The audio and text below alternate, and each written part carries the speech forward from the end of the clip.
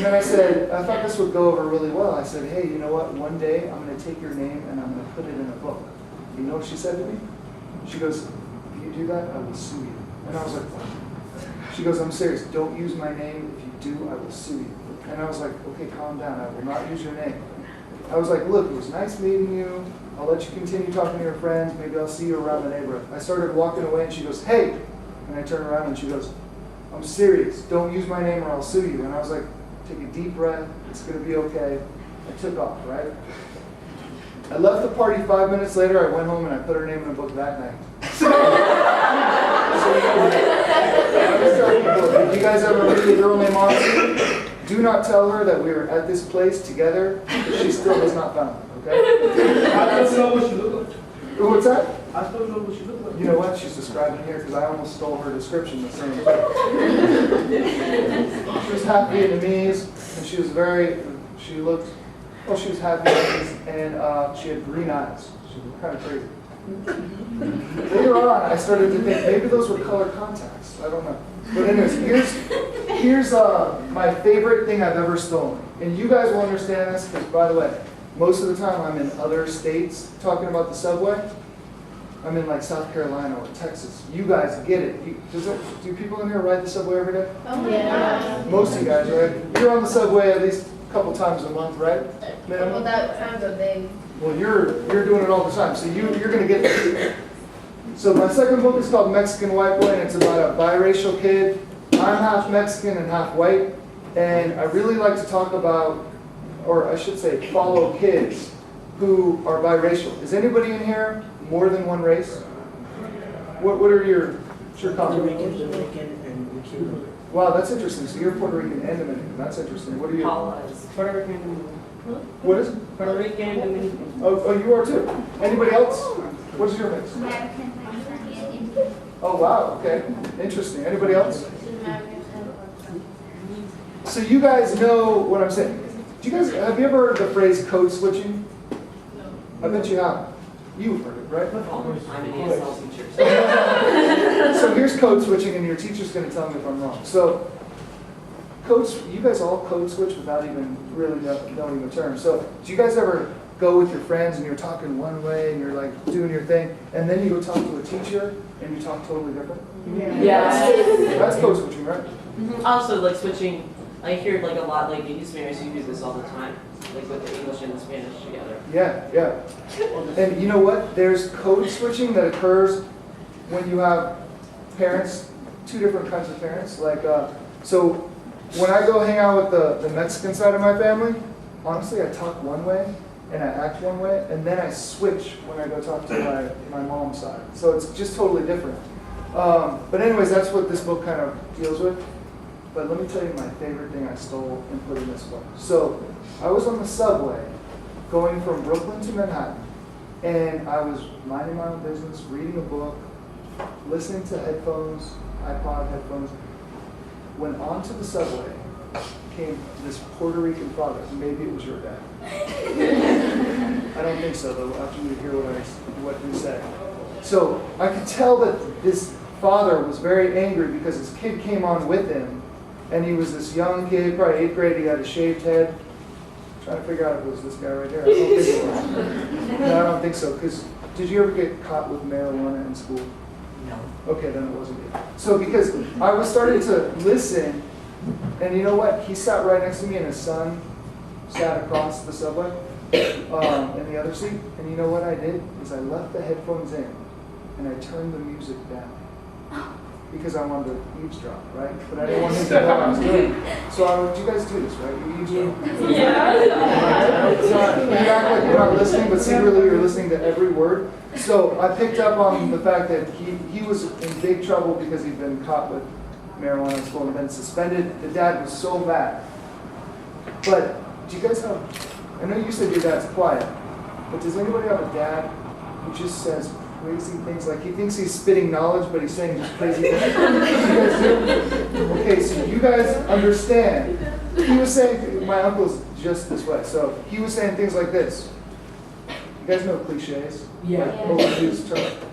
He was leaning on cliches, acting like they were just wisdom. So he was saying things like this. He's like, look, son, you can't do what you did. Don't you understand?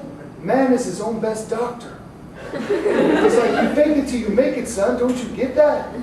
He's like, a leopard can never change his spots. I was like, what does this have to do with weed, you know? And so, you know what I did is I actually turned to the last page. You know how usually there's a white page here?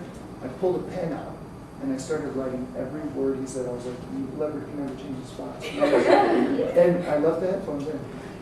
And then he launched into a story that I will never forget for as long as I live. He goes, son, I'm sitting here, I'm looking at you, and sure, you're hearing my words, but you aren't listening to what I'm saying. He goes, I'm going to tell you a story to show you what I mean. And he goes, imagine if every single night you came home from school and I cooked you spaghetti. He goes, what is that, son? And I was like, oh my God, this is crazy, you know? Because first of all, you guys know, if you have a dad like this, there is no correct answer. All you can do is shrug or not, right? You can't, there's no correct answer. So he's like, what is that, son? What is that spaghetti? And the kid was like, I don't know. He goes, I'll tell you what that is, son. That's the same old dinner every night. He goes, but what if one night, let's just say it was a Tuesday, you came home and I put in some meatballs. He goes, what is that, son? And the kid's like, I don't know. And I was like, I can't wait to hear this. And he goes, that's a change, son. That change is in you. That change is Jesus Christ. And I was like, oh my God. He went from meatballs to Jesus in 2 seconds. I've never heard anybody do that. So then, at the next stop, they got off the train, okay, and disappeared from my life forever. And you know what?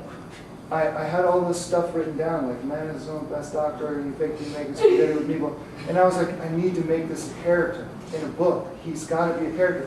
And just a quick side note, the reason why I liked him so much is, A, he was saying crazy things and it was kind of funny to me, but I was like, is he a good dad, or is he a bad dad, or is he somewhere in between? Because you know what? As I thought more and more about it, I was like, being a good dad, does that necessarily mean that you have to be the smartest person in the world? No. Maybe just being there with your son and saying something to him means that you're a good dad or that you care. So I wanted to put that in the book. So as he left, I tried to figure out how I was going to do this. And he became a character in here named Senior. He's the main character's best friend's dad, and he always breaks it down like this, okay? Now, I'm going to be so impressed. Actually, I'll give this book to anybody. This is the first trivia question. If you can tell me, what do you think I titled the first chapter in which Senior appears? What do you think I titled that chapter? Okay. You're exactly right. So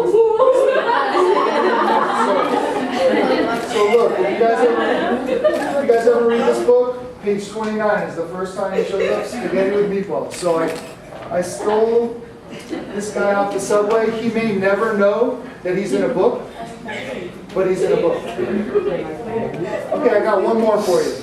And then I'm going to turn to questions from you guys. We Were Here's my third book, and it came out in 2008.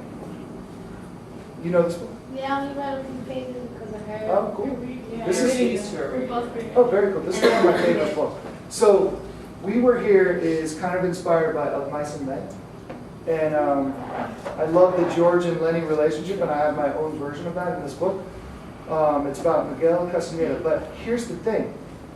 When I first started writing this book, the kid's name was Derek. And I think I was on about page 40. And you know what? If you guys ever end up writing a book or a short story, maybe you guys have, but you'll know when you first start writing something, you don't know your character that good, and it makes it so frustrating. You're like, I don't know what he would say, I don't know what he would do, because I don't know him that good yet. And I felt like that with Derek, and I was very frustrated. I was like about a month into the writing process, and I was like, man, I don't know my character Derek yet. So I ended up going to do a school visit in Queens.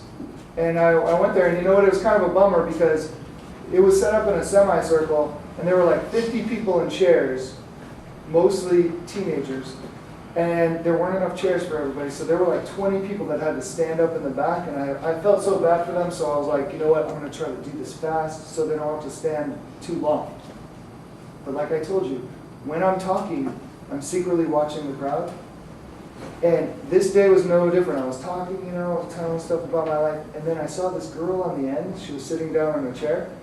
she stood up and she asked the teacher something, and I said, okay, she's probably asking to use the restroom. You know? And then I saw her take off, and I was like, that's a bummer. She's gonna miss some of my favorite jokes. You know? And so she took off, and then this girl who was standing up came and swiped her seat.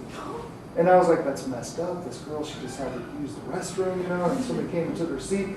And then I started thinking, you know what, maybe when she comes back, she'll confront her and there will be a fight and they'll start pulling each other's hair and I'll have to break it up and people think I'm a hero because this girl is a hero, he broke it up in the fight. So I was ready for all that to happen. By the way, as a writer, you like crazy things to happen just because it's interesting. And you know, this is off topic a little bit, but recently I did this maybe a year ago, but I did a visit at a prison, and you know, before I went in there, I was like, what's going to happen? These people are going to be crazy, you know? And I did my talk with the guys first, and there were like 10 of them, and they were so awesome. They were like calling me sir. They asked amazing questions, and they were perfect. And then I went to the girls' prison, and there were like 10 of them, and I was doing my talk, and this one girl, she jumped over the table and grabbed this other girl and took her head and started slamming it against the table.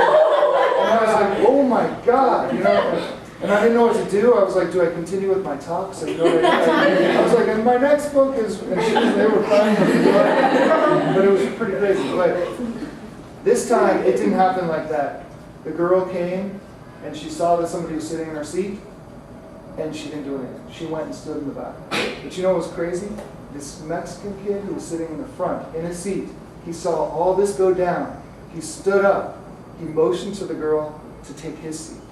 And she came and took his seat, and he went and stood in the back. And I was so moved by this, I stopped the whole talk, and I was like, man, what you just did is the coolest thing I've ever seen at one of these things. And by the way, he was very embarrassed. He didn't want me to, he was embarrassed that I was talking to him in front of everybody, so it made me talk even longer to him. So I was like, I'm serious, man. They say chivalry's dead. Look what you just did. I gave him all my books. I signed them for him. And then at the very end, I said, hey, man, by the way, what is your name? What do you guys think he told me? Derek. No, Derek. it was Miguel. Miguel. It was Miguel. So I went home and changed the character's name from Derek to Miguel. I even described the character in here the way the kid looked. And you know what? Here's why I did this. Because I suddenly knew my character because I wanted to know, when I changed the name, I knew that my character would give up his seat. And you know, in the book, he's committed this crime. So he's like, quote unquote, a troubled teen. But yet, he would also give up his seat for a girl. And that made me understand the character. And from then on, the book was so easy to write. And you know, this kid Miguel, who knows if he'll ever read this book and know that he inspired the main character, but he did. Like if it wasn't for